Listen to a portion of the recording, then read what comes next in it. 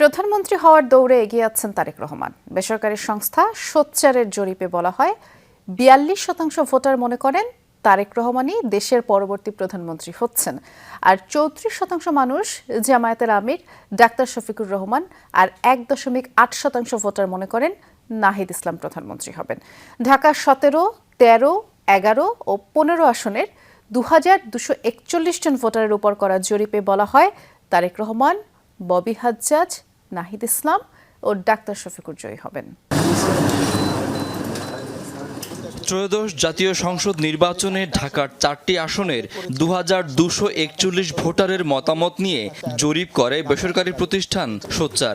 বিকেলে কারওয়ান বাজারে এক সংবাদ সম্মেলনে জরিপ থেকে প্রাপ্ত তথ্য তুলে ধরে প্রতিষ্ঠানটি। ঢাকায় নির্বাচন করছেন এমন প্রধান ৪টি দলের শীর্ষ নেতাদের নির্বাচনী আসনের ভোটারদের নিয়ে জরিপটি করা হয়। এটা হচ্ছে এই ৪টা আসনের ভোটারদের পারসেপশন। এটা ইভেন পুরো ঢাকা শহরের পারসেপশন আমি বলতে পারি না, কারণ ঢাকা শহর ওই ৪টা আসন তো রিপ্রেজেন্ট করে না, আর ন্যাশনাল লেভেল তো রিপ্রেজেন্ট করবি না। ব্রিফিংয়ে জানানো হয়, যারা আগে বিএনপিকে ভোট দিয়েছেন এমন ভোটারদের মধ্যে ৫৭.৪% বিএনপিকেই ভোট দেবেন, আর ৩১.৬% দেবেন জামাত জোটকে।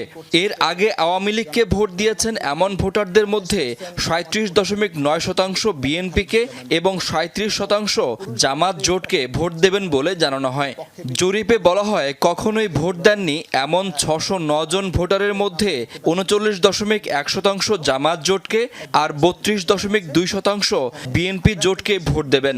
এটার ব্যাখ্যাও দেন জরিপ পরিচালনাকারী। অতীতে যারা বিএনপিকে ভোট দিয়েছে, এটা হতে পারে যে তারা জোটের কারণে বিএনপিকে ভোট দিয়েছে, জামাতেরই হয়তো সমর্থক ছিল, এখন তারা জামাতে দিবে, এরকমটা হতে পারে। আমি মনে করি না এখানে কোনো ধরনের বায়াসনেসের প্রশ্ন উঠতে পারে।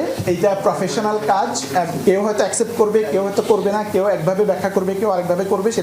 জরিপে মতামত দেয়াদের মধ্যে ৫২.২% পুরুষ এবং ৪৭.৮% নারী। আমি ৪ জন ক্যান্ডিডেটের আলোচনায় শাকিল হাসান, যমুনা নিউজ, ঢাকা।